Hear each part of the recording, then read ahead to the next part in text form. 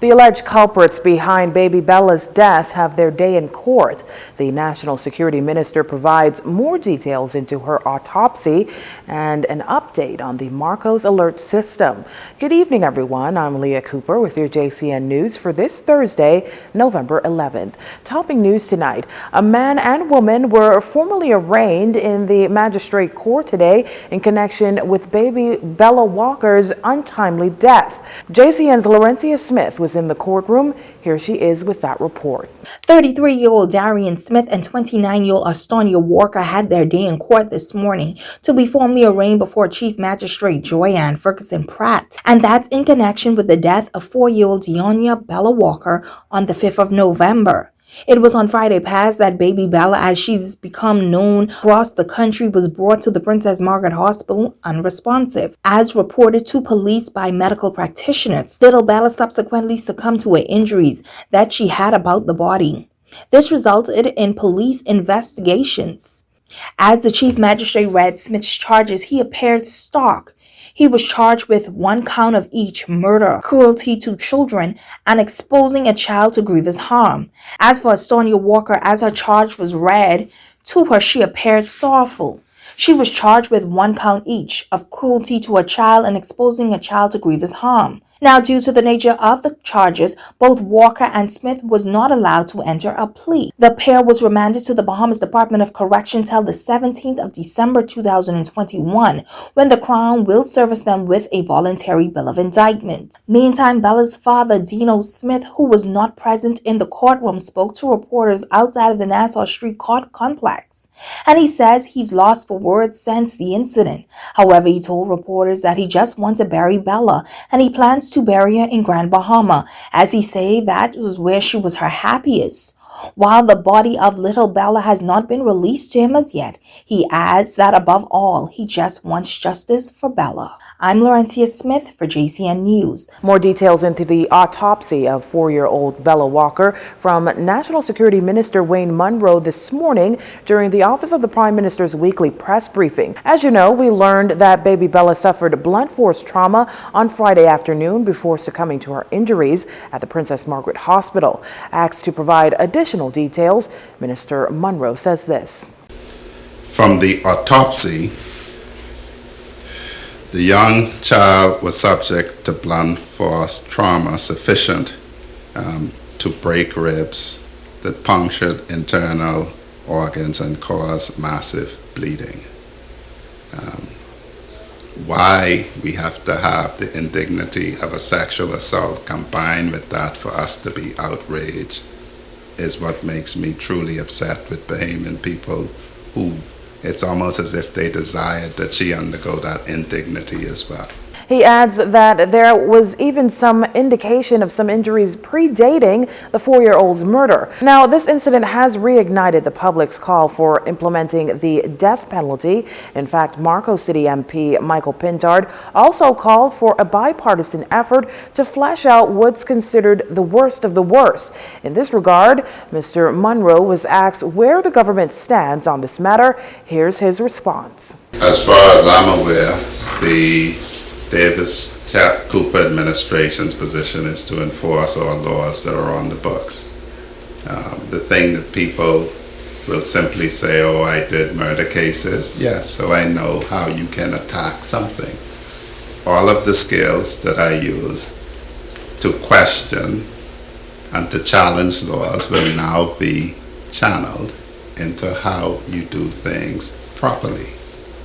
Because it's pointless, as we have seen, to get somebody sentenced to death in the Supreme Court, be the subject of it being overturned by the Bahamas Court of Appeal or being overturned by the Judicial Committee of the Privy Council. So if those silly people who don't want people who have experience of the areas to be involved now in guarding against it would have their way, you would have people who would put laws in place that are never gonna stand an appellate process. He says, however, he's happy to hear that the opposition would be happy to cooperate on this matter, adding that it would be interesting to see if they actually do. Local telecommunications company BTC has dropped the ball, this according to National Security Minister Wayne Munroe, as he spoke with reporters this morning regarding the mass messaging arm of the Marcos alert system. He says while billboards have been placed throughout the capital, the messaging feature, which sends mass communications out to cell phones across the country, is only provided by Alive at this time. They do not have the ability for the alerts to be sent out over their system. If they do not remedy it, it will certainly be my suggestion that anybody who wants to participate in Marco's alert will have to make a choice as to their mobile phone provider. I would challenge BTC not to cause me to tell people to port over to Alive in order to make Marco's alert work. They have had sufficient time. I don't intend to be patient with them. Minister Munroe says the system will be tested over the Alive network this coming Monday. Minister Munroe then cautioned BTC not to cause him to encourage the public to port over to Alive if they're interested in receiving those mass messages. After the murder of 11-year-old Marco Archer in 2011, a law was enacted allowing authorities to send notifications alerting the public to missing children, dubbed the Marco Alert. While the system was rolled out by the Christie administration, it is unclear if it was ever used. It was set for an overhaul by the Minnis administration in 2019. Former National Security Minister Marvin Dames said the government had committed $3.05 million over 3 years for the Marco Alert. A contract was later signed between the government and Multimedia Technologies for the system in late August of that year.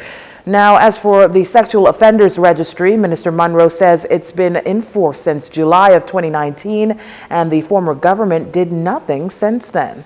I will be considering, together with the Office of the Attorney General, what ability we have to deal with the persons who would have been released from the 27th of July 2019 to date, to address that breach of duty by the previous administration. I hope to be able to report next week, towards the end of next week, that we have fully addressed those issues and moving forward the program for public education about the register. The call for a sexual offenders registry has been renewed following the devastating death of young Bella last weekend.